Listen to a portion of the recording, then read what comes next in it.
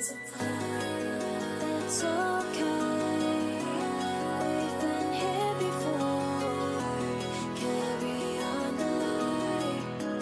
They won't know it is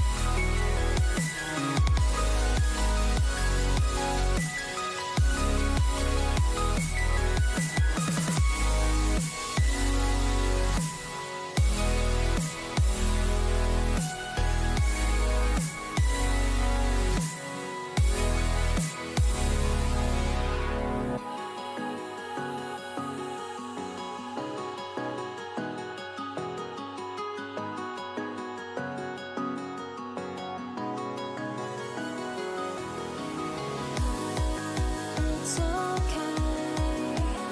We've been here before. Carry on the light. They won't know it hurts more.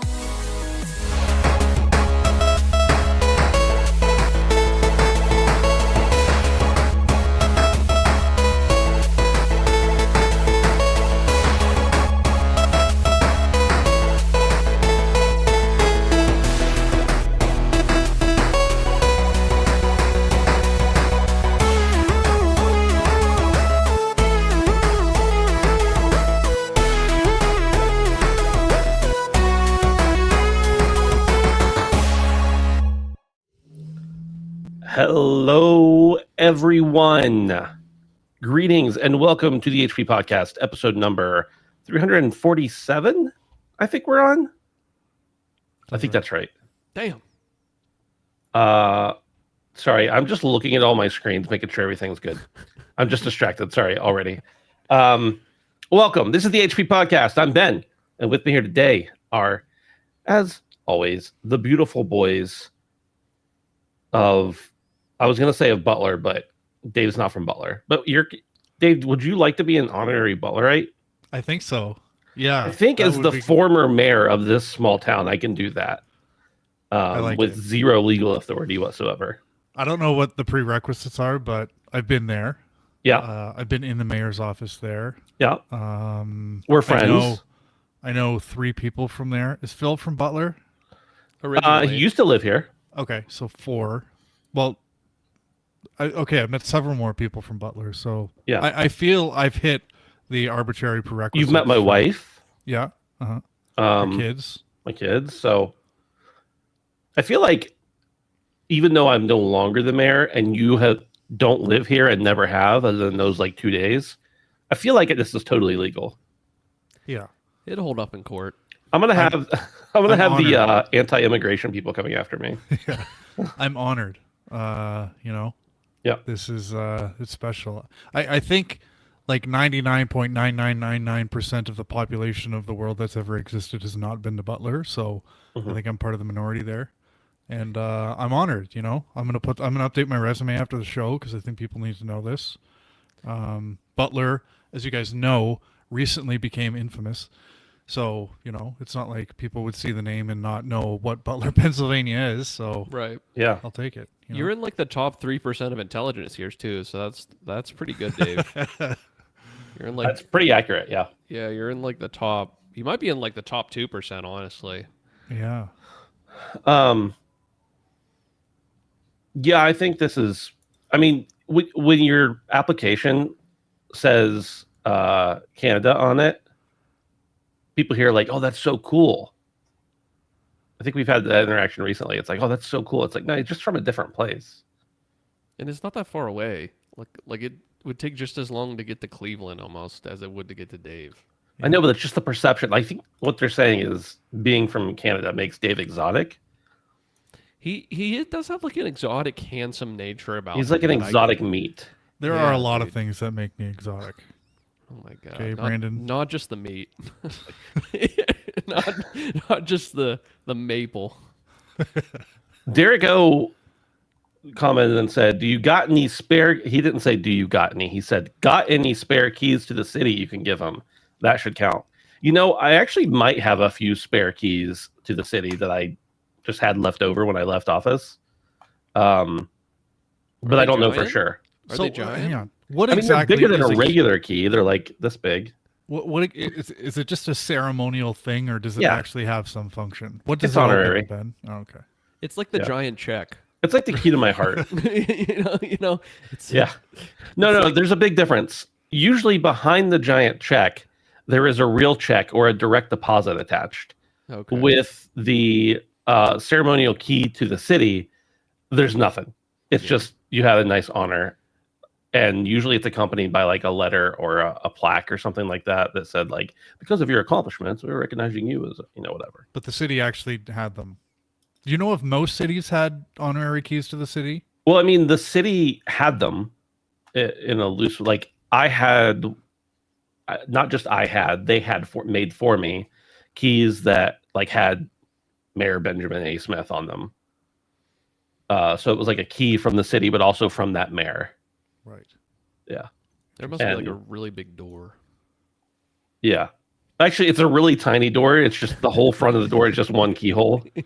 Just opens it up. You know how they say like when somebody becomes president of the United States, they instantly become privy to a whole bunch of classified and confidential information, like the secrets, Area 51. What did you learn? You can I disclose found live out. on the air. I found out that the basement of the city building is just full of old dead printers and a couple ashtrays they used in the 80s in the Ben's in screen City goes Hall. black. Yeah. That's the extent Smash of the privied information I found out. Other than no, even the budget's freely available. So I have no idea. Yeah. Interesting. Well, not interesting, but We'll talk Yeah. about it after the show. We know there's some stuff that Yeah. Yeah. We don't. If I told you guys where the secret room were on the air, like that'd be a problem. But I could, I'll tell you later. No problem. Yeah, I was to say the Dave, you Butler sat on the Elite- trap door when you were here, actually. yeah. Yeah. The Butler Elite will come after you, dude. Yeah. Not the same as the Butler's highest intelligence that Dave's in. They're actually No. separate categories. I don't know what expectation I had of Butler before I came. I've told this story on the show before about like an hour or two before I arrived, I told Ben and Dustin and Brandon that I was going to park my car and just call an Uber, and they all laughed at me because it's like there's one guy, but I don't think he's here.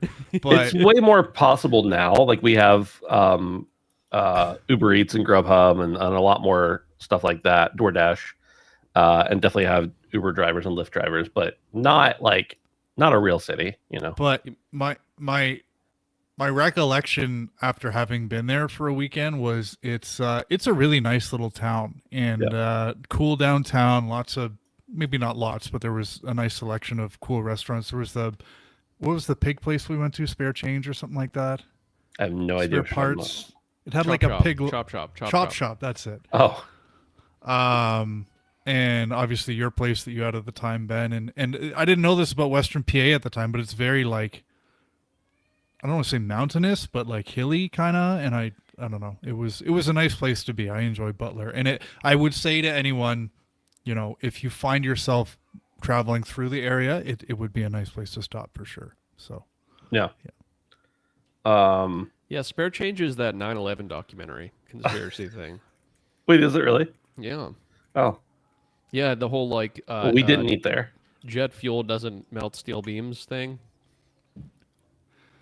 I think there is actually a bar in Toronto that has a similar logo that I had in my head. So I think it's called Spare Change. So that's where that came from. I know there's I've been to one arcade named Spare Change. Right. Low hanging fruit for an arcade, but pretty good for a restaurant. Yeah. Honestly. Well, this is the HP podcast where we talk about video games and Butler, Pennsylvania, because why not, right? If you'd like to, you can support us over on Patreon. Oh my goodness. I came up with some graphics, and they might be a little too flashy, actually, a little too bright. Whoa. I like that. I didn't really come up with these graphics. I just typed in words and then put a filter in Meld on them. So Yeah, that's nice. yeah. Anyway, patreon.com/handsomephantom, where you can support us for as little as $1 a month. We appreciate having your support there. And more than that, we really just appreciate having you hang out with us, both here on the stream live every Wednesday night at 7 p.m. Eastern, as well as in our Discord at handsomephantom.com/Discord. Where you can hang out with us for totally free. I know it's crazy that it would be free to hang out with us. But what it is. Only on the internet, like in real life, we would probably charge you something. But on the internet, if you want to hang out with us, it's fine. Dave, you look like you were about to say something there. No. Okay. So come hang out with us at handsomephantom.com/Discord. And if you want to support us, do so over on Patreon for as little as $1 a month. Last week, the show was a little bit late getting to audio feeds because I started using a new recording software or a new software. And this week I was like, okay, I got to remember to record the whole show. Then I can just like strip the audio out of it right afterwards, get it uploaded, make sure it gets out to the patrons on time and everything. I remembered about 3 minutes after we started talking to hit the record button. So I'm probably going to have to wait again on YouTube. No, you even said something about it before the show. I said something about it 90 seconds before we went live and still forgot. But sometimes, that's how it goes. That's how it goes. Let's see here. Oh, you know what I didn't do? Full list state of play. Oh, our first news story. I'm all over the place, man. Our first news story is about the state of play that happened just a couple hours ago. I didn't think I was going to get to watch this, but I did end up getting to get to tune in. I know Brandon caught up with a little bit right before this, and Dave, you're the one who told us, reminded us about it. Mm-hmm. Did you watch it? No, I did. Pull up the old Everything Announced article and watch the stuff I wanted to watch. So I'm ready to discuss, but I appreciate you guys following the order that I gave that I didn't follow. Yeah, I was just gonna say I thought like it'd be the ultimate irony if you were the one who reminded us and then you totally just forgot, but it sounds like you at least caught up. So yeah. All right, so we got a few different things discussed in this show, shown off in the show, announced in the show, whatever. Brandon, you want to kick us off with something you saw that was interesting? We're not going to go through well, we may, but what are the highlights for you first? Yeah, I mean, like no brainer, right out of the gate. Wolverine, looks great. We knew next to nothing aside from the leaks, the very bad leaks that happened last year of like really early builds, what this was going to look like aside from him just sitting at the bar. So it's cool to get a little bit more of a deeper dive. I will say I was a little concerned knowing Insomniac only for one reason, that I thought it was going to be a little bit too cushy, right? Like I didn't think it was going to be visceral in your face, because especially the most recent Spider-Man, I kind of felt like I was constantly, maybe not literally rolling my eyes, but like every other line of dialogue, it's just so feel good and so cushy, and that's fine because it's Spider-Man. It's just very clean. It's very squeaky clean. And I was a little bit concerned that maybe they would go a little bit more of a tame route with Wolverine. But I'm very pleased to find out very quickly that this is going to be a much different experience than Spider-Man altogether. Very gritty, very bloody, which is a huge plus for me. I love the viscera. But yeah, I'm super hyped about it, man. It looks awesome, and it's going to be great. I know the gameplay is going to be good. I was never worried about that. The gameplay is going to be great, and gameplay is king when it comes to games as far as I'm concerned. So that was definitely like the big one for me, was Wolverine. I felt like they put a great show on. When they talked about it beforehand, how they kind of addressed some of those concerns with the blood and stuff. Apparently they got new blood tech and everything. Like, they're putting a lot of heart and soul, non-surprisingly, into this, but in the right direction that I was hoping it to go. So that was big for me. Yeah. Yeah, I would say that to your point early on, I was a little bit not concerned about whether it would be very violent or not, but just curious. It's like when they were making the Deadpool movies, it was like, okay, are they really going to make a Deadpool movie? And they did. Not not Insomniac, of course, but so I was very happy to see that it was going to be, very brutal as it should be. I feel like they pretty much just adjust. Yeah, can you hear it worse than normal tonight? I feel like it's like somehow more noticeable on this software. I Yeah. might be just losing my fucking mind. No, the other software had like better ducking technology than this does, and It's just a part of the show now, though. Yeah, I know it is. I mean, I like It's it, fine. dude. Yeah. I don't really care that other people are hearing the train and it's distracting to them. I care that it always happens when I'm talking and it distracts me. It literally does. Yeah. Like, Dave and I will just get done wrapping up something, and then it will be kicked right to you, and then lo and behold, every single time. Yeah. The conductor's got to be a listener, right? That's what I was just thinking. They're watching the fucking show, and they're like, I'm going to stream snipe. They're fucking stream sniping, dude. They're fucking stream that's sniping. just Jimmy. He's just saying, hey. But the nice thing about the I feel like they always, when they make games, they they adjust to the tone it should be. And Spider-Man is a little less gritty than some Spider-Mans have been, especially the movies. But like as far as comics go, it's pretty squeaky clean.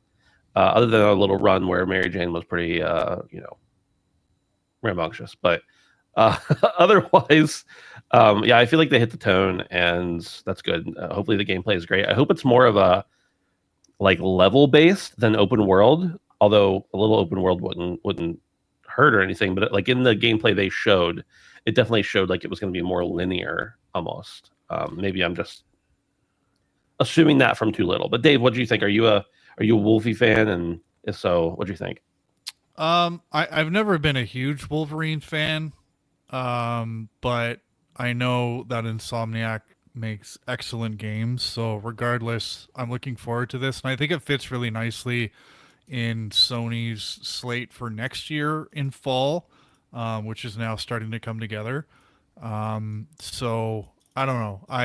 The thing I'm wondering is like, I think one of the things that came from that leaked document is that Insomniac was going to try to pull all these games together. And like, I'm wondering how you have Spider-Man, which is squeaky clean, and Wolverine, which we now know is like murder porn. How's that going to happen? I'm getting ahead of myself. But yeah, I agree. You know, they kind of mentioned in the feature that like they reference the Canadian wilderness, and then they reference Japan, and you can kind of see like the cityscape in the background. So I like the idea that rather than having one massive open world like we had in Spider-Man or a lot of other games in this kind of ilk, that, you know, hopefully we'll have something a little bit more small and thoughtful and focused. And maybe they're just smaller open world maps, but I do like the direction they're going. I will say that the trailer they put out there, it seemed pretty focused on the voice actor, who just turned out to be a guy. I don't know if you guys have heard of Liam McIntyre before. I looked him up after the fact, and he has done a decent bit of stuff, both live and both like live action and voice acting. But like they kind of like, I don't know, this was the first like gameplay reveal, right? And they kept kind of showing little snippets in the background, and then like there was going to be this big reveal of like, who's this voice actor, and it just turned out to be a guy. And his voice sounded great. Like, he sounds like he's going to be a big Wolverine, but I kind of thought like for the gameplay reveal and release date reveal, it seemed like a kind of odd thing to focus on. Like, but it should have been Hugh Jackman the way they were hyping it up. Basically. Exactly. Yeah. Or like Troy Baker or something. That's what I was waiting for, honestly, was like Yeah. someone that's like very much in the space. And then, you know, no discredit to this guy, but it was just, he has a But, great voice. Yeah, they alluded to, I think they said next spring you're going to hear more, so I assume we're going to have more of a deep dive. But in any case, I mean, this is, again, it's Insomniac. They're going to make an incredible product. We know they've been working on this game for a while. So, yeah, I think it's going to be a great way to round out next year if you're a PlayStation owner, which everybody pretty much is. Yeah. Dave, what's next? What looked good to you? I want to talk about the other two big ones, but just quickly, Deus Ex got a remaster announced, which I found a little disappointing. One, because it's being done by Aspyr, but also I feel like a game that has as is as historically significant as Deus Ex deserved a remake. And having come into the series with Human Revolution and Mankind Divided, it's kind of a blind spot for me.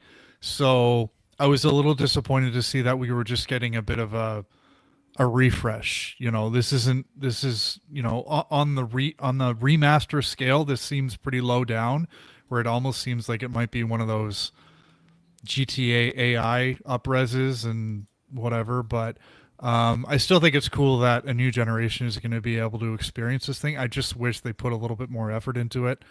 But yeah, and I think the show started with this or something, but it was pretty early on, for sure. I don't know if it was the first thing, but so coming out on my birthday, so there you go. Look forward to that. Hell yeah.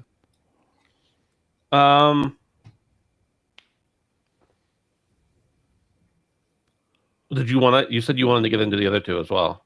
Yeah, I assume you guys are going to talk about Saros and. Well, go ahead. Yeah, start it off. I'll just start off with Battlefields. I've always loved Battlefield campaigns, and I love Call of Duty campaigns back in the day. They're what kind of drew me into the game because they were so big and bombastic, and they were like a movie. And we haven't had a Battlefield campaign since Battlefield 5 and Battlefield 1, and those campaigns were excellent. So to kind of see this kind of made me feel like I was back in like 2014 with the Battlefield 3 and Battlefield 4 modern day campaigns. So I know Battlefield is a game that you play for the multiplayer, and the campaign is just kind of a part of it, but seeing it made me very excited for the game, which comes out in like 3 short weeks, so yeah, or less than that. So yeah, it looks excellent. It looks like it's going to be the kind of thing where I want to put my headphones on and maybe put it up on my big TV and just kind of feel like I'm back in the glory days of Battlefield 3 and 4. So excited for that. When the Bad Company games were out, I cared more about those campaigns than I did about the multiplayer. Right. Obviously, multiplayer was a completely different beast during that era. That was, college on Xbox Live for me. But the campaigns that I've played of Battlefield, which is quite a few of them, have always been pretty good. So hopefully it's also good. But yes, you're right. I'm there for the multiplayer. Yeah. Yeah, I feel like in more recent years, the Call of Duties and Battlefields have kind of strayed away from the campaigns, but I'm in agreement with you guys. I have always thought it was a nice thing. It's obviously not the thing that kind of keeps people coming back or paying for your microtransactions. But for me personally, it was something I always looked forward to getting through. Even if it was only a 5 or 6 hour experience or less, it was something that was enjoyable and made just the overall package just so much more enticing.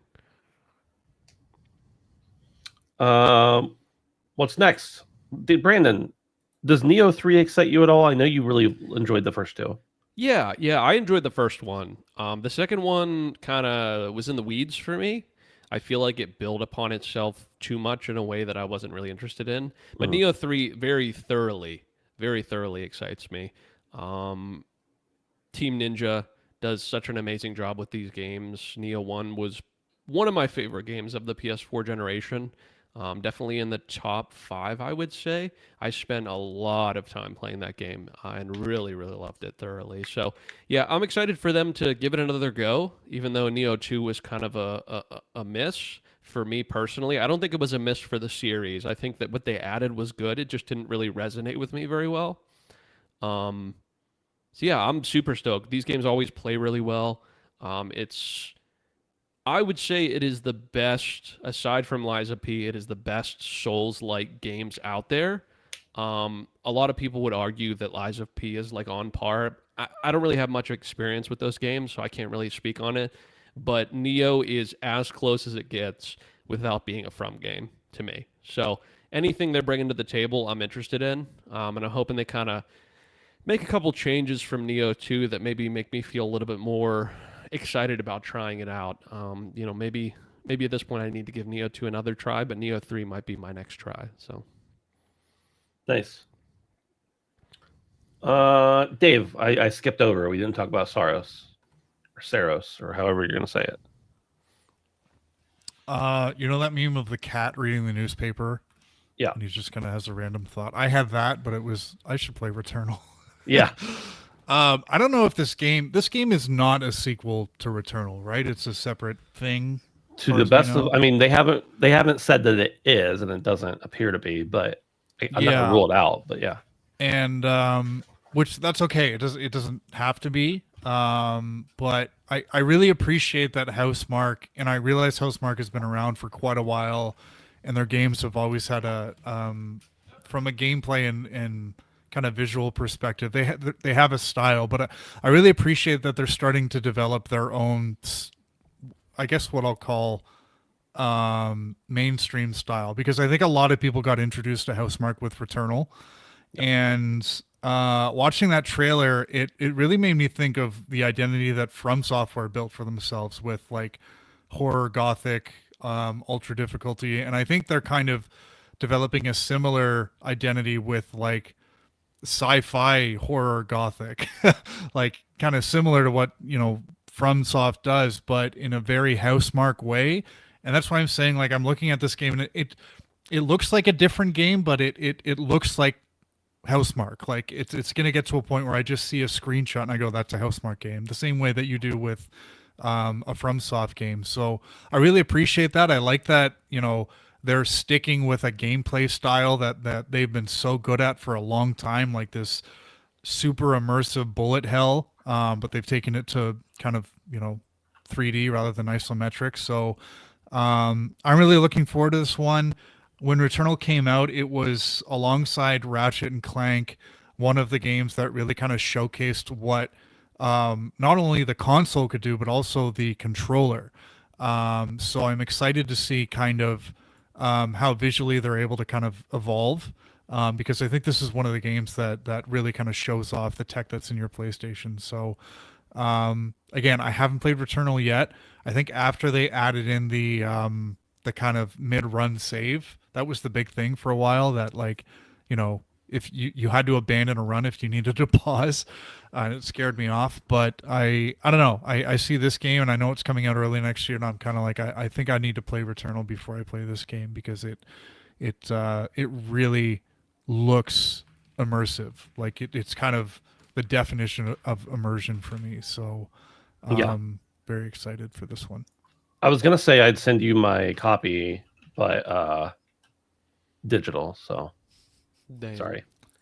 I personally, what's that? Did you ever get that working? Well, you just stole my thunder. I was about to say, I hope that Saros totally destroys my PlayStation, like Returnal did. Actually, just for the millionth time, to clarify for everyone out there, Returnal, because Colin from Sacred Symbols still brings up all the time, like he's like, well, it could do this like Returnal did on Ben's PlayStation.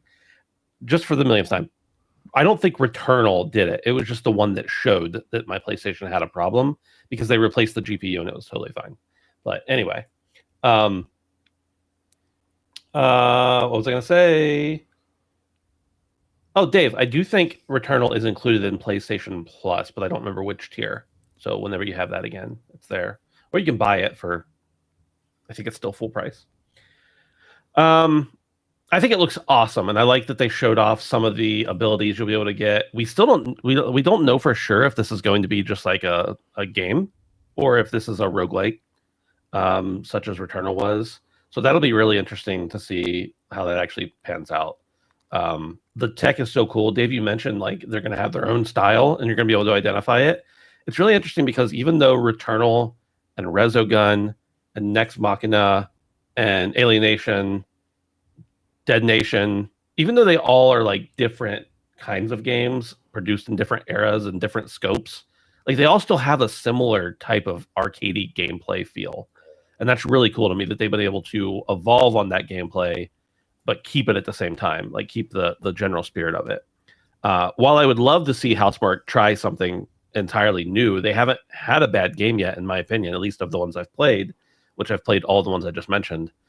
So I'm really happy that they're going to continue doing it, because they do it well. But I also like wouldn't mind seeing them try something else, because they're so talented. I'm sure they could do lots of things. So yeah, that looks cool to me. Brandon, did you have anything further to say about Saros. Yeah, I mean, it looks great. I in the last couple months went back and played a little bit of Returnal again. It doesn't seem to stick with me, so I wonder if I'm gonna have a similar problem here. I would love for them to add the multiplayer aspect like they did with Returnal. I thought that was a really cool addition. Even though I've not tried it personally, it's a very enticing feature in a game like this. Something that Housemarque does really well, that other studios like From do really well, is they have such an amazing sense of environment and atmosphere. The set pieces and the level designs on these games are just so expansive and breathtaking. And really the sense of scale as well. So that's one of my favorite things about these games. This one and Returnal, from what we've seen of it so far, is they really have an eye for atmosphere. They really have an eye for environment and like the overall feel of the world you're moving around in. So I think that's another standout thing they do well. And everything else was already said by you guys, so I completely agree. Boys, what else? Anything else from this showcase that you want to chat about? Honestly, not really. I mean, the God of War controller looks kind of cool, but it's also like I don't care that much. Right. I mean, it is cool. I think it looks way cooler than the Ragnarok controller. Yeah, I would agree with that. Dave, how about you? No, I would just kind of say, to summarize it, I didn't watch it live, but it felt like a solid state of play. And state of plays, directs, developer directs, whatever, can all be very hit or miss. But this felt like a good one, especially after the Hitman, or sorry, I said Hitman. The James Bond one kind of missed for me a little bit, but this I think was a good redemption. And the thing I like too is if you look at the release dates of all the stuff they talked about, it all kind of like rounded out a pretty good release calendar for Sony next year. So if you were wondering, what to get excited about from Sony next year, I think this was a really good state of play, because you've got Saros in I think it said March, and Wolverine in the fall, and Deus Ex earlier, and yeah, it was a good one. I appreciated that. I wanted to take just a moment to talk about the Pulse Elevate speakers. I think this is a really interesting thing that Sony's doing here. I saw some people on Twitter and stuff be like, why are they showing off, a computer accessory at a state of play? And one, they have been putting games on PC, so like it makes sense. But two, the speakers are not just for, I'm not going to get these, by the way. I don't care about these speakers, whatever. But the speakers are going to be for like a bunch of platforms, not only PC and Mac, but also I think you'll be able to tie them in with your phone. If you're playing on your phone, if you're playing on a portal, you'll be able to tie them in with your PS5. I assume just almost anything that accepts Bluetooth they'll be able to work with. Maybe they'll have more compatibility with other things. But they also have a microphone in the speaker that's supposed to have like some crazy noise rejection technology that will actually not echo back on people. And that's like a step up compared to the controllers, because anytime you play anything that has voice chat, you can hear people like just mashing away on their controller, and the sound feeding back through everything because they don't realize that their controller microphone is on, and they're talking to their girlfriend in the other room, and like it's just distracting. So if these actually work, people who want a desktop speaker for their PC or for their PS5 or whatever, I think it'll be a pretty cool thing. I don't like, people forget that Sony is a hardware company, and they have been selling sound equipment, music equipment for much longer than they've been selling video game equipment. So like, I think it's just a smart way for them to sell a new thing with the PlayStation brand name, because people who are diehard PlayStation fans are just going to buy it probably.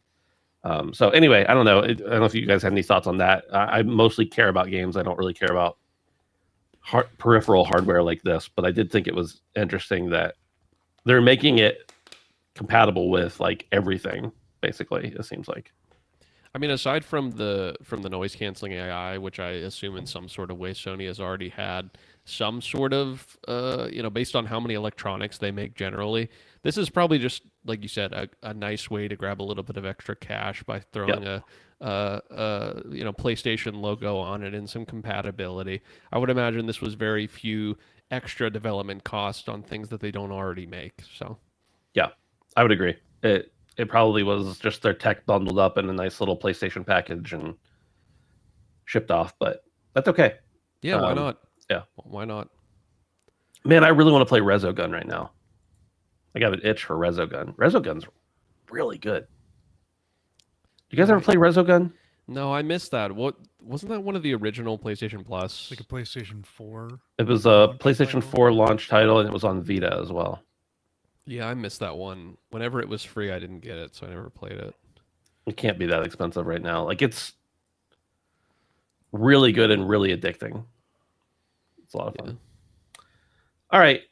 We've gushed enough about the state of play. Dave said it was pretty good. I think it was pretty good. Brandon? It was fun. Yeah. Brandon says it was fun. I don't mind. There was some stuff I was interested in, so that's a majority of the things were interesting enough to keep me keep me engaged. So. Cool. Well, let's move on then to this news story. Costco has removed all Xbox consoles and products from U.S. stores after prices skyrocket. This comes from CBR.com, which is... I don't remember what it stands for, and it doesn't matter. It comes from CBR. It says Costco isn't looking like the place to go for Xbox products this holiday. Ahead of the 2025 holiday season, Costco stores have been removing all Xbox consoles, gift cards, and products from their shelves across the U.S. This comes directly after Microsoft's recent announcement that it would be raising prices on the Xbox Series consoles in response to changes in the macroeconomic environment. This is almost certainly due to the U.S.'s aggressive tariff policies, which have put a strain on companies like Microsoft that outsource the creation of their products to other countries. Earlier this year, Nintendo came under fire for increasing the prices of its upcoming games for the new Switch 2 system to $80, including Mario Kart World and The Legend of Zelda Tears of the Kingdom Switch 2 edition. Costco is known for fairly consumer-forward policy when it comes to pricing on its wholesale products, allowing customers to buy in bulk at discounted prices. For gamers, buying gift cards at Costco has always been a steal because they often offer bulk gift cards that go for a cheaper price. This kind of gift card deal was previously available for Xbox Game Pass as well, up until now. For reasons that are still not entirely clear, Costco has begun removing Xbox products from its shelves and online website for shoppers in the U.S. Typing Xbox in the search bar on Costco's website will yield absolutely zero results. Upon a visit to my local Costco, that's from this author, not from me, I found all but 2 straggling Xbox game gift cards removed from the shelf, and the signage for Xbox gift cards was entirely missing. There were also 2 large displays for PlayStation 5 and Nintendo Switch 2, but nothing at all for the series or for the Xbox series. There's a lot more here. You can read about it. But boys, I want to get your thoughts on this. And I personally think this may be more than just like we're being consumer friendly. I think it may be that they're not getting as good of a deal on these things to be able to make a profit, but that's just conjecture on my part. But what do you think this says, one, about, this specific thing that's happening, but 2, about the larger impact that has on the ecosystem? Dave, you go first.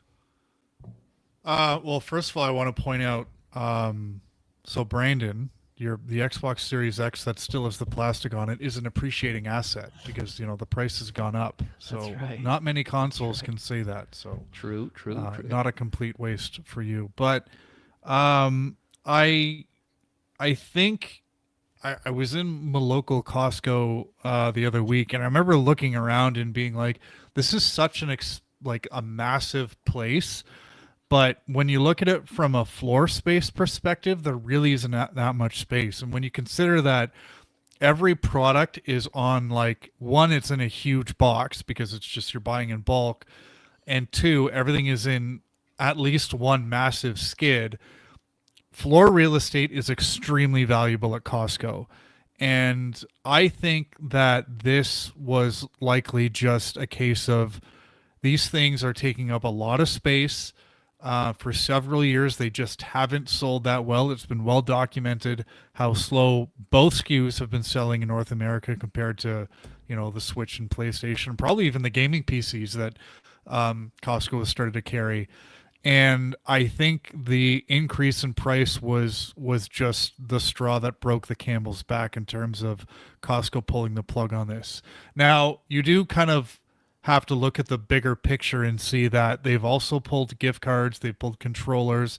It's not just the box. So I do think that kind of lends a little bit of credence to what you're suggesting, Ben, where this is something to do with a larger deal between Costco and Microsoft. But at the end of the day, I suspect that Costco was, using a lot of sales real estate and just not seeing a return on it. And, when 4 or 5 years into the generation, the price is going up, like that just doesn't bode well for this situation getting better.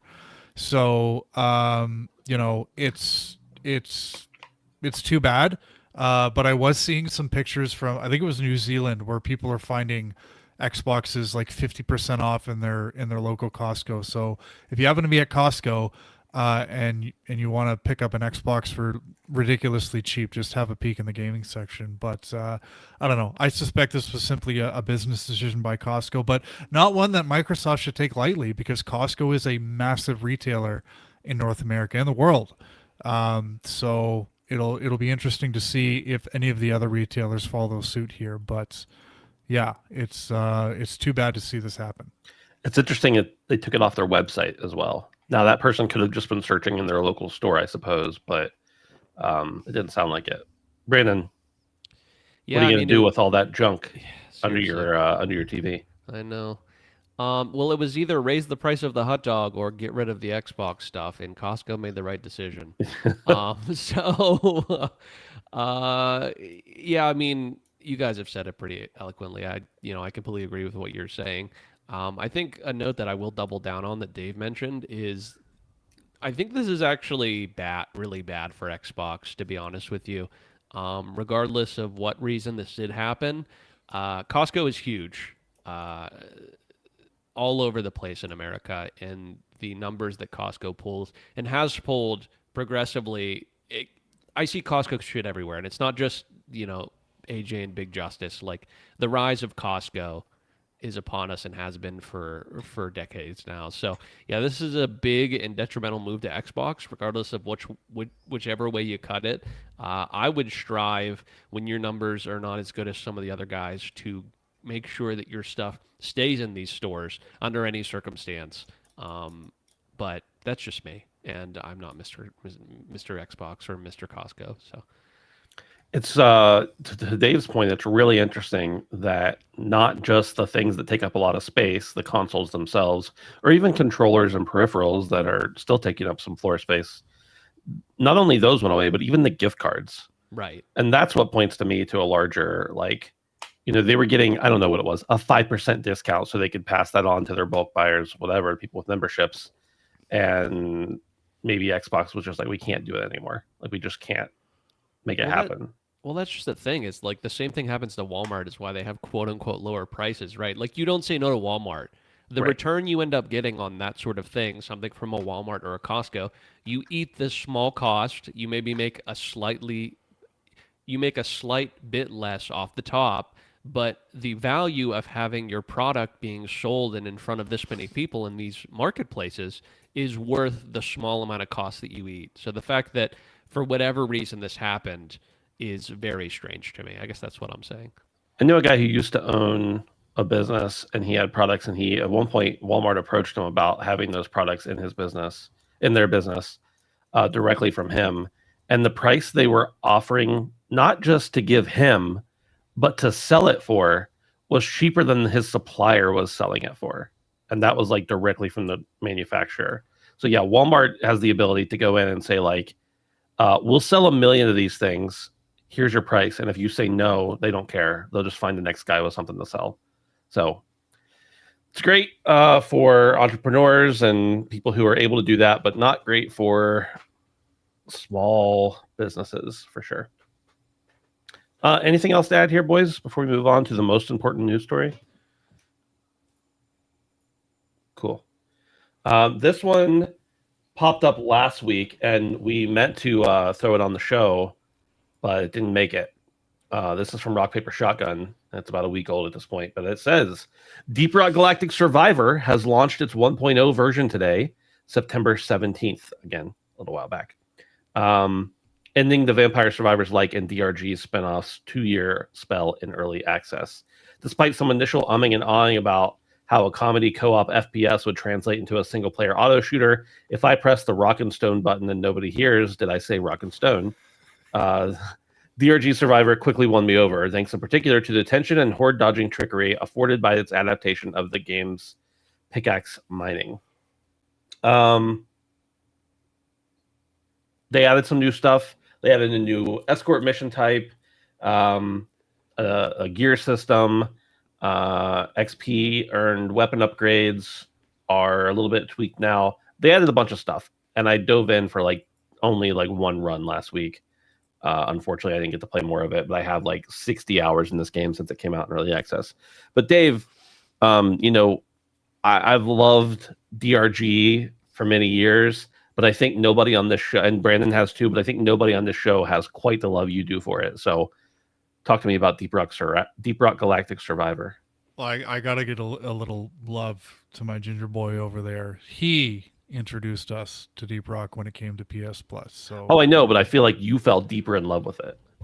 Yeah, it was my first love, but it ended up going with Dave. It's a little unhealthy, but yeah, Deep Rock Galactic Survivor is an excellent game, and everybody should play it and buy add-on content and support Ghost Ship and Coffee Stain and everything they do.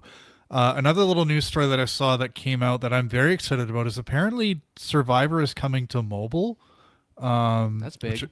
This game is perfect for mobile. But like you, Ben, I've been playing it on Steam since it came out in early access. But yeah, I love this game. It's the definition of pick up and play, and you plan to play it for 10 minutes and you spend 2 or 3 hours in it. And it's come a really long, it was great when it started in early access, but they just kept adding content and it felt like a well-rounded experience well before it hit 1.0. So yeah, I can't recommend this game enough.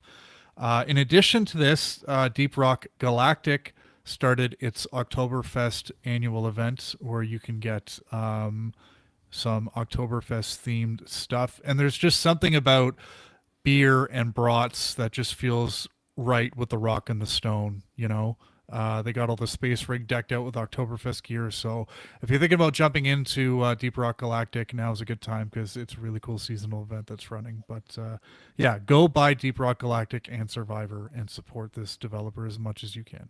If you catch Deep Rock Galactic on sale, you can get both games for under $20, and that is literally thousands of hours of gaming you can do.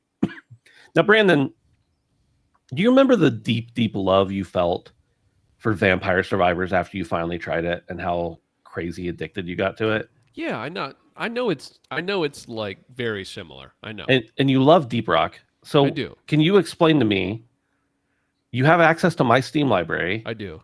Why have you not played this game yet? I don't know. And that's insufficient. Why do I continually not do what's best for me as a person? It's the same answer. I don't know. I don't know. Yeah, that's fair. I would be. It would take less time for me to try this than to fix myself, though. So maybe I will try that. Yeah, I mean, maybe playing this game is just one step in the right direction to fix yourself. Maybe it will fix me. Yeah. I always thought that it was going to be an alt baddie would yell at me, and that would be what fixes me. But in reality, it's probably Deep Rock Survivor. Yeah. See, well, as long as you know. I've been striving for the wrong things this whole time.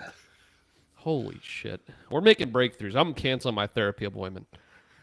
I had it Make right sure she here. doesn't charge you a cancellation fee. Yeah, Doing right. it for Carl.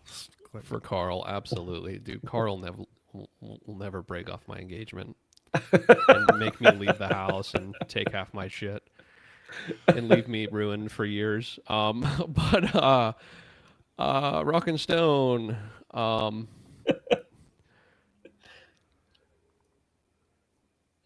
Moving on. Tencent has responded to Sony's Horizon Zero Dawn knockoff lawsuits. This comes from Games Radar, and it says, earlier this year, Sony filed a lawsuit against Chinese multinational technology conglomerate and holding company Tencent, alleging that its Project Light of Mataram, a Slavish clone, now Tencent has officially issued its own response. It was said to be a copy of Horizon Zero Dawn, prompting developer and Tencent subsidiary Polaris Quest to scrub any sign of robot mastodons and Aloy lookalikes from its Steam page. The company hadn't responded to Sony otherwise at the time, however, but it now has. I'm having a real hard time reading. As reported by the Game Post. In its response to the lawsuit, Tencent outlines why it believes Sony has overstepped. Quote, plaintiff Sony has sued a grab bag of Tencent companies and 10 unnamed defendants about the unreleased video game Light of Mataram, alleging that the game copies elements from Sony's game Horizon Zero Dawn and its spin-offs. At the bottom, Sony's effort is not aimed at fighting off piracy, plagiarism, or any other genuine threat to intellectual property. It's an improper attempt to fence off a well-trodden corner of popular culture and declare it Sony's exclusive domain. In Sony's telling, Horizon Zero Dawn is like no fictional world created before or since. According to Tencent, this claim is startling as it is flatly contradicted by Sony's own developers, not to mention the long history of video games featuring the same elements that Sony seeks to monopolize through this lawsuit. Tencent declares that Sony's lawsuit tellingly ignores these facts and instead tries to transform ubiquitous genre ingredients into proprietary assets. There's a lot more here. I'm going to leave it there. Boys, what do you make of this? To me, well, Dave, why don't you go first? What do you make of this response to Sony's claims? So my home renovation drama has been well documented on this show, and it got to a point with my contractor where I didn't even need to type messages. I could just send pictures, and just the pictures were the kind of what the fuck. It's the same thing with Tencent, where they can say whatever they want, but when you look at the product that they made with Light of Mataram or whatever it's called, it's just like, how can you explain this? And their comeback seems to be, well, Sony did it first, and they're referencing like Enslaved, and I guess I could see, if you squint really hard, a bit of a parallel between that and Horizon, but I don't know, this claim that Sony is trying to monopolize the post-apocalyptic dinosaur caveman Neanderthal genre is like, it's just weird, and I would have expected more from Tencent. Either don't say anything, it looked like they were going to continue to put the game out, continue to develop the game, and make some changes to the way it was marketed and presented. Because if there are similarities, but you aren't trying to use those similarities to create what we call consumer confusion, then I think you're okay. But it clearly seemed, and we saw the comparisons when this story broke earlier this year, this looked like a shot-for-shot clone. And I really don't buy Tencent's excuses here, because it really sounds like they're saying, well, you did it first. And it's basically, that to me is almost an admission of guilt. But I don't know, if this monopolizing of the genre thing, it's just stinks. It all stinks to me. On the flip side, I do think that when I hear the word Tencent, I immediately think villain. And I have to remind myself that there is a studio behind this between Tencent and Sony. And I don't know. I guess I kind of have to start to listen to these things objectively, because as soon as I hear Tencent, I assume they're the ones that are in the wrong. And while I don't like this excuse, this may have just been a case of, this studio was heavily inspired by Horizon and maybe used some of the screenshots, some of the wrong screenshots as kind of the thing they were using to sell the game. But in any case, I still don't buy this excuse. This looks like it was meant to be a ripoff. It was meant to create confusion, and yeah, I hope this game comes out, but I hope that it gets changed to an extent where, you know, it's not just blatant, you know. So Tencent continues to be shitty in my books, but next time they're in the news, I'm going to try to kind of listen more objectively because I think they at least deserve that benefit of the doubt. Yeah, I think that's a good point you raised there, Dave. For sure. I think it's. I think Tencent probably has really good lawyers, right? Like they have the money to have really good lawyers, so I would assume they do. But to come up with a reverse claim like this, like they have to combat it, right? Unless they just want to totally scrap the project. But Brandon, I'm curious to hear your thoughts. Yeah, I mean, Tencent can eat a bag of dicks. As far as I'm concerned, you know, I don't necessarily disagree with them that this is a genre that has had games in it that are similar. But I think the whole argument is in bad faith whenever the product that stands is too similar to distinguish. I think that's really the problem I'm having with the company at this point. Surely they have to say something. I think that it's probably in the best interest of their company to say something and take a stance like this.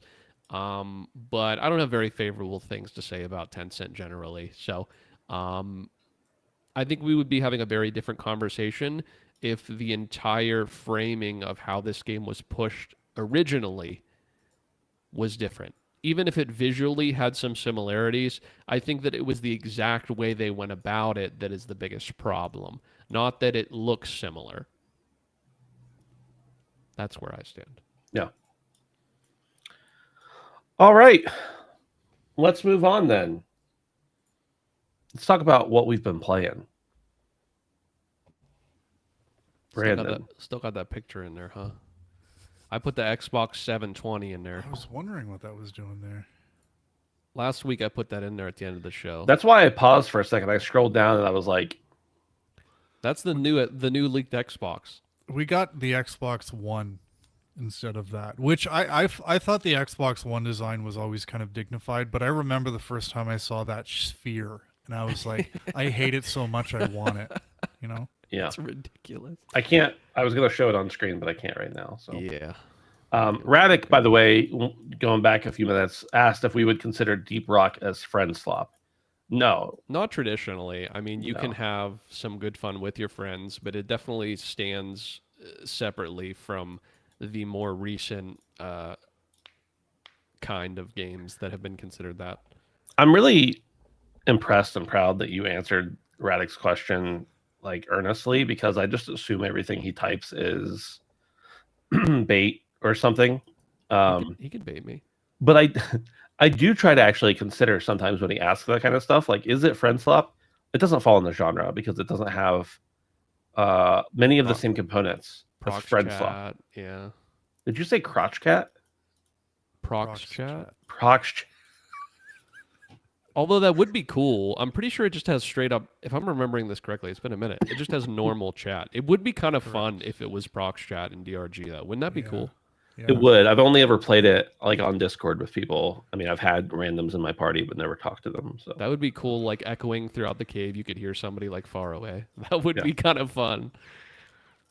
And sorry, Radic also asked, do we shop at Costco for their Kirkland brand products? Brandon and I don't have a Costco near us. I think you go occasionally, Brandon, with family. Yeah. But I don't have a Costco near me and so I don't go there almost ever. Yeah. If I drove to Radic, which I could get to him in less than an hour, I would drive by 4 Costcos. Yeah. Ours is we're like sitting pretty in the Greater Toronto area here. Damn. Yeah, ours is but we like can't buy 45, Xboxes there anymore. So yeah, true. What's the point, you know? Right. Brandon, what have you been playing? Nothing really that interesting. I played through another playthrough of Resident Evil 7 in 2 sittings. It just took me like a little over 5 hours. I just banged that out for funsies.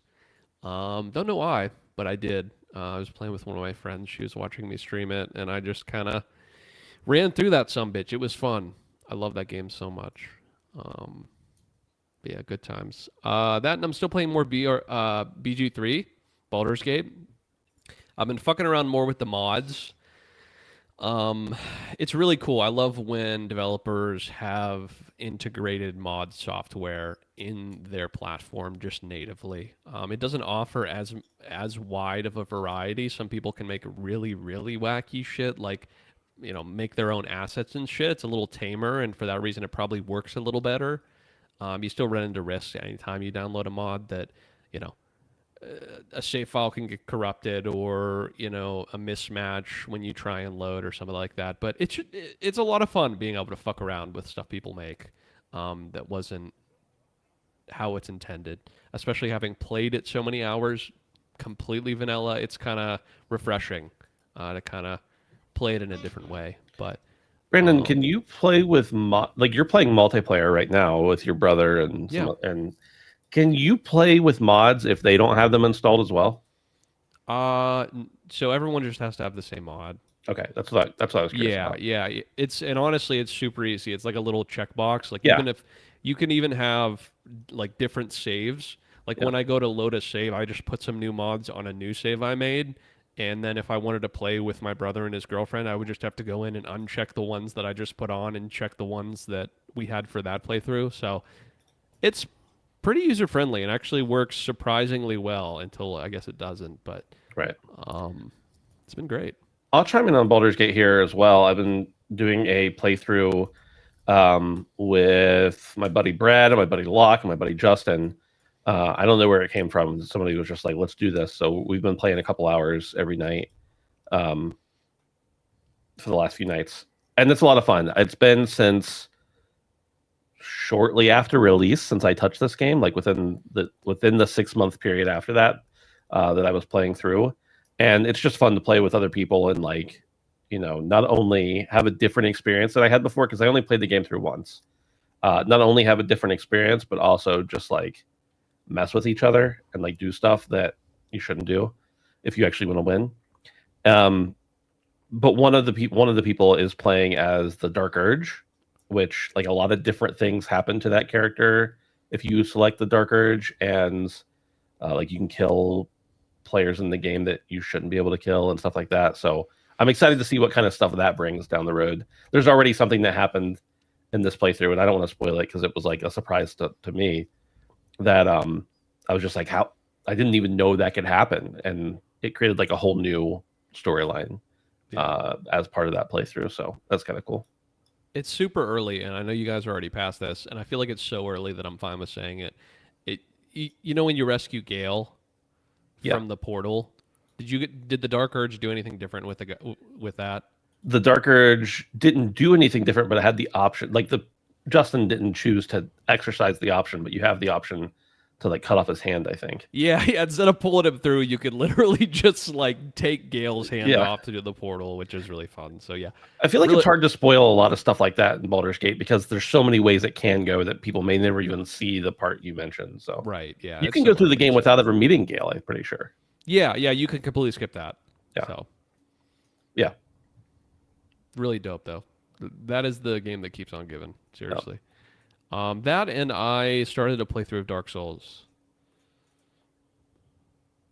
How's that going?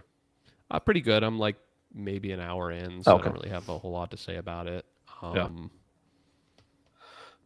Yeah. How many times is this now? Is this like your third time playing it? No, I don't think I've ever played the first one. Oh, really? Yeah, okay. yeah. I thought you had played it. No. I started the second one, and I played a lot of all of it, many times of the third. But yeah, I've never tried the first one. One time you told me that you just stood in a place and farmed enemies for like hours one day. Oh yeah, that was probably Dark Souls 3. probably Dark Souls 3. That was to get the platinum.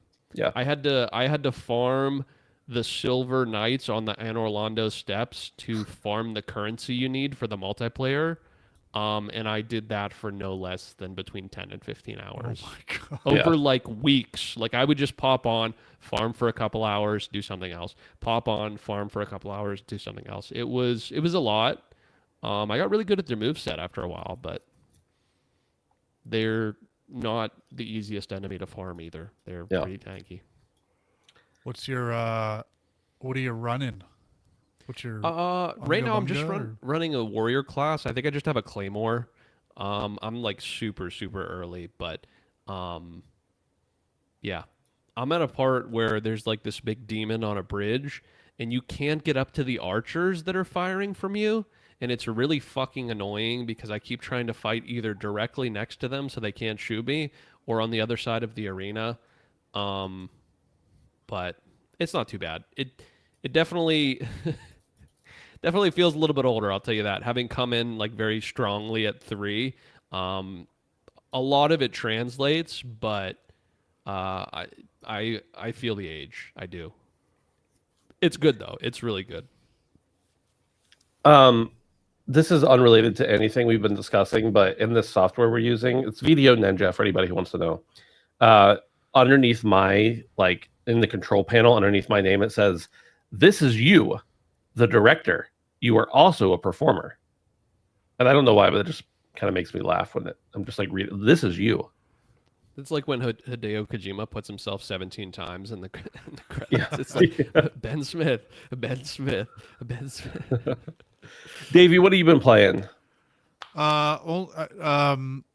Mostly Borderlands 4. Haven't unfortunately had a whole lot of time into it, but I did say last week the game wasn't very funny, and I think it was Derek in our Discord who suggested spending more time with side missions, and that's where some of the more funny stuff is, and he's 100% right. I still, again, coming off of Wonderlands, this is a jarring departure from that tonally, but a lot of the side content is pretty funny. I just did a mission last night called Raising Daisies, where you meet this farmer who wants you to go find 2 threshers, which are like these worm enemies, so he can raise them and watch them fuck. And he's like super creepy about it and stuff, and it was a really funny mission. But that had more of the kind of Borderlands personality that I like. Not like to be surrounded by like the whole 40 hours I'm playing the game, but more just it's nice to have. So, but yeah, everything else about the game I'm still loving. I mentioned I did the Idolator Saul fight, which is, spoiler alert, there's 300 bosses that you have to fight, and you can kind of go in any order you want. And this is why I fought first. I thought it was one of the coolest Borderlands boss fights ever because it had a slight gimmick in it, like in terms of when you could kind of get into the DPS phase with the boss, and it was just really, it was pretty tough, but it Keeps was you moving the whole time. Yeah, it was cool. So I like that.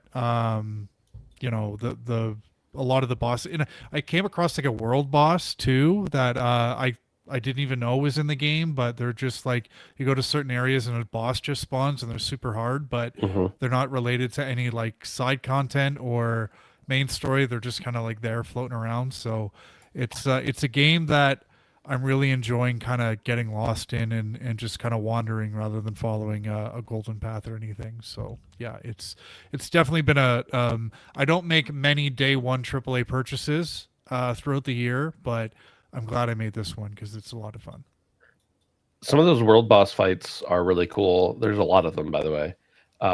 There was one I was fighting, and I had them down within like a percent or two of killing them, and they did like a ground slam and knocked me out of the bubble that they're inside of, and then they just disappear when you go outside that bubble. And I was really angry about it because it was actually a pretty tough. Like, I don't know if it was because of the level I was at or what, but it was actually a pretty tough fight. And then it just evaporated right as I almost killed it. So, Dave, I think it's really interesting. You mentioned in the Discord that you were only like 5 or so hours in, and you were fighting that Idolater Saul. I was 20 hours in when I fought that boss. And I assume we just did things in a different order, and I had also been doing pretty much every side thing I could possibly find or had on my list. I was doing before I'd move on to the next story objective. So like it makes sense that we're playing in a slightly different way. But I just think that that's interesting and maybe cool that we're at such different amounts of time within the game, and yet finding the same, like doing the same thing. So you really can approach this game from a lot of different ways. I think that's neat. Yeah. And then I also was thinking, am I bad? Because Dave got there this quick, but I assume that boss was at a different level of power for me, who had leveled up a bunch, than for you, who had just started out. I don't know if it's dynamic or what, but interesting nonetheless. Can you remind me? You were shouting on the internet about this, but the junk marking bug, is it that you can't mark things, or when you pick them up and mark them as junk, it's not working? No, so if you go into your inventory and hover over something and use the hotkey to mark it as junk, like, so I'm playing on PC, so if I right click it, I can mark it as junk or send it to my bank or put it as a different type of whatever, a different category. If you hover over it and hit the hotkey to mark it as junk, it marks the one either above or below it. I can't remember the item that's above or below it as junk instead of the item you wanted. And I don't think I was shouting on the internet, Dave. I think I mentioned it on this show. But I think it was Paul Tassi was like, I just wish they'd fix this bug. So I was like, okay, I'm not crazy or alone in this. Haven't experienced that on PlayStation, so maybe it's a PC thing. Yeah, it's definitely a PC thing, because why not? Why wouldn't it be? On that vein, one little feature that I only just discovered last night was you can actually, as you're picking up loot, you can mark it as junk. So I think you can tap square to just pick it up. You can hold square or long press square to equip it, or you can press down on the D-pad to pick it up and instantly mark it as junk. And I thought 90% of the stuff I pick up, I junk just so I can sell it. So I thought that was a nice thing. I have to figure out the hotkey for that, and I don't think it tells you that when you're looking at the item, unless it does. It does on PlayStation. I don't know if it does on PC. Then I'm just looking at stuff and spamming click on it, or spamming F. Yeah, I don't know where the square button is on my keyboard, but I'll find it. They're all square. They're all square. Anything else about Borderlands, Dave? Nope. I'm gonna forget about it in about a week because Ghost of Yotei is coming out, but we'll always have memories. So yeah. Before we move on, Derek says, "Have you done the vault fight in the first area yet? That one had some cool mechanics like Soul." Yes, I did. I don't remember the mechanics specifically. And he says if you click mark item and then click junk, it works fine. It's just a single press in the menu that acts wonky. Yeah, that's what I was getting at. I think on PC you just right click it to mark item and then click junk, it's fine. But the hotkey itself is annoying. The only other thing I've been playing, excuse me, is Water Park Simulator. You guys know I love my sim games, and this is no different. This game kind of just popped up out of nowhere. I later found out that like Queso was playing it. Not only was Queso playing it, and that's kind of why it blew up, but also he's in the game. Like they put him as a character in the game. I saw him once like walk up. I was like, that looks like Queso, and I looked above his head and I was like, that is Queso. It says Queso above his head. But anyway, it's a water park simulator game. You buy this old water park or inherit it or something, and then you have to kind of revitalize it and bring it back to life. You start out with just a tiny little space, put a pool in, throw in some trash cans. Everything's kind of janky. Attract people to your park and just expand and build upon that as you go. Not unlike a lot of other simulator games, but it's just well done. It's a pretty good representation of this style of game. You can go out and like give flyers to people on the street to get more people to come to your water park. You can expand the park, of course. Eventually, you can hire employees and do all sorts of stuff like that to help manage it a little bit better. One of the most fun things about this game is just the insane physics. I don't know if this was intentional or just nature of the engine they were using, but like if you bump into anyone, they basically go flying. If you slip in a puddle, you also go flying. If you hop into the water the wrong way, you just like ragdoll out of the control. So like it's definitely feels janky, but it also is very endearing for the style of game that it is. And I really like that. So this is one of those games where like there is no end. Well, there might be an end game, but there is like no point to this game, right? It's just managing a water park and building it bigger and better and expanding it. So I've really been enjoying it. I need that like sim junk food every now and then, and it's definitely scratching the itch. I have no idea how big it goes. I assume at some point you can no longer expand, and you can just run the park from there on if you want to keep running it. But usually at that point of the sim game, I'm done with it once I hit that point. But so far it's been really fun.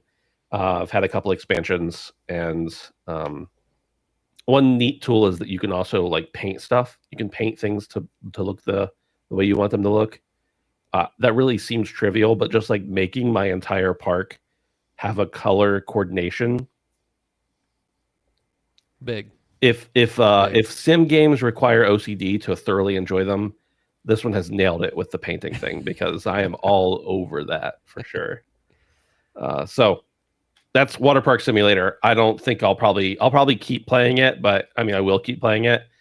I don't know if I'll talk about it again, because it's like that's what the game is. You're managing a water park, and that's it. There's not going to be anything more for me to say about this game, but it is a lot of fun. I'm having a lot of fun with it. I think it's pretty cheap too.